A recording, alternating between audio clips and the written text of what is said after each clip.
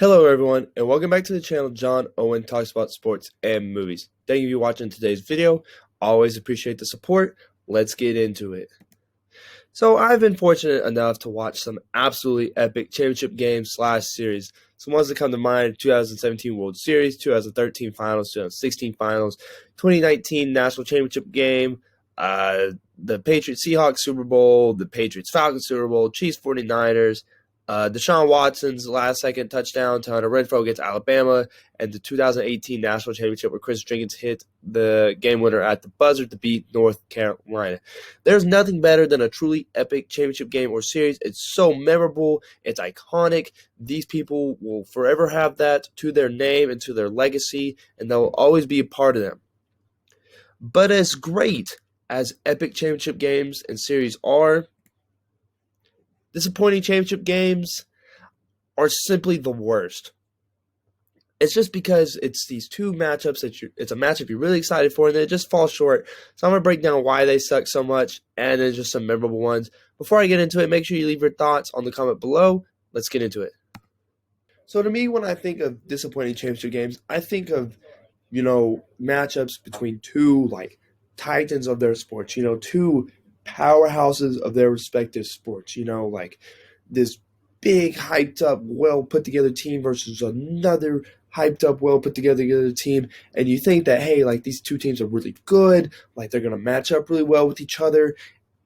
And then the game comes and it just is not good. It's a blowout, or it's boring, or it doesn't really meet your expectations and stuff like that. Some that come to mind, definitely first and foremost, are two championship games we've had this year. We're kind of over 3 on classic championship games this year. Super Bowl 55. I thought this was gonna be this great quarterback duel between Tom Brady, the GOAT, and Patrick Mahomes, potentially the future GOAT. Going head to head, dueling, throwing dimes and darts and everything like that. And if you watch the game, or if you know what happened, that is not at all what happened. Patrick Mahomes was scrambling for his life. You've seen the highlights of him throwing absolute darts while he's literally parallel to the ground. The defense was giving up so many penalties, and then it just ended up being this really disappointing, kind of ugly blowout game that was just not really fun to watch. It was especially not fun to watch just because my team was losing, but that's how it goes sometimes. And then another game that I was really, really excited for was last night's national championship game between Baylor and Gonzaga. I even though my bracket was totally wrong for the majority of the season, for a large portion, I figured we were on a collision course for Baylor versus Gonzaga in the national championship game.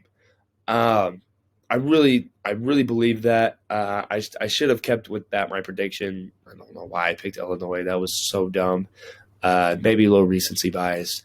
But anyways, these were definitively the best two teams in college basketball. Gonzaga was stomping people on the way to their way to the national championship game. Baylor was stomping people on their way to the national championship game. And then they got together. I was like, man, both of these teams can score. They play defense. They play at a fast pace. This is going to be a great track meet disguised as a basketball game.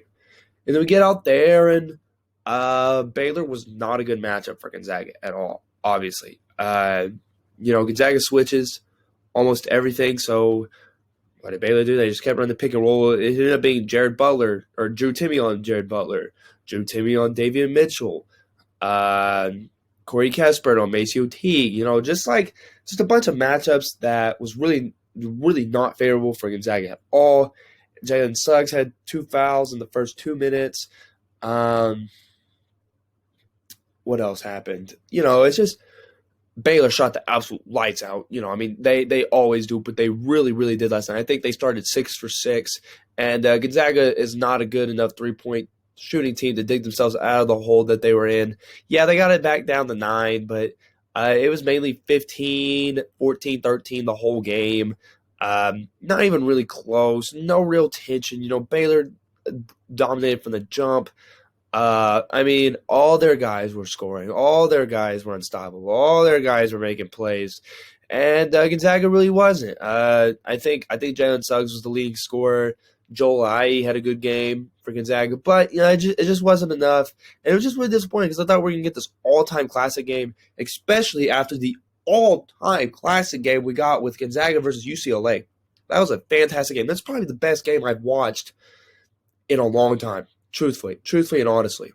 Jalen Suggs hits one of the most memorable shots in college basketball history, and it was funny that him screaming at the cardboard boxes, but whatever, the cardboard cutouts. That was a little funny, but just an absolute awesome game. And I think maybe that led into kind of Gonzaga's letdown performance.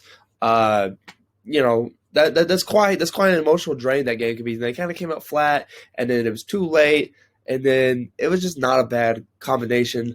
Another game that comes to my mind is the Patriots-Rams Super Bowl. I thought we were going to get this shootout, like an absolute pew, pew, pew, pew, pew shootout, and then the final score was like 13-3. Just terrible. It was so boring to watch. And then another one that comes to my mind, 2017 finals, a rematch of the 2016 finals, which is probably still my favorite all-time sports moment. We got LeBron, KD, Steph Curry, Clay, Kyrie Irving, Draymond Green, Kevin Love. That's like 7 perennial stars. And then they won in 5. No game was particularly close, like game 3 and 4. It's just kind of a letdown, and I'm not going to say to make excuses for LeBron and the Cavs. The Warriors were definitively a better team, and LeBron, hell, he averaged a triple-double. Kyrie played great. They were just a little outgunned. It was just disappointing because I at least wanted that series to go to 6. But basically, these games are just a few examples. I'm sure other people have games that they deem were disappointing. These type of games are the games that really sting the most because these great potential matchups kind of become afterthoughts. These should be all-time matchups. All-time great matchups, especially the first 2 I talked about. Should have been all-time great matchups. Games we still talk about 5, 10, 15 years after they've been played. And I'm sure in the case of the Bucks-Chiefs Super Bowl, we will, because that will become the GOAT talk, but regardless. And then they just become afterthoughts and just overall letdowns. And that's just really sad, disappointing, because I know what it feels like to watch an absolutely epic game or series. Absolute epic one.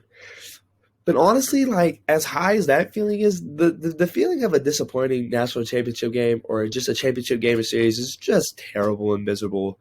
And that's all I got to say. So thank you for watching today's video. Make sure you leave your thoughts on these games down below or any other games you thought were disappointing. Or if you thought these games were good, let me know. Make sure you check out the link content. Have a great day.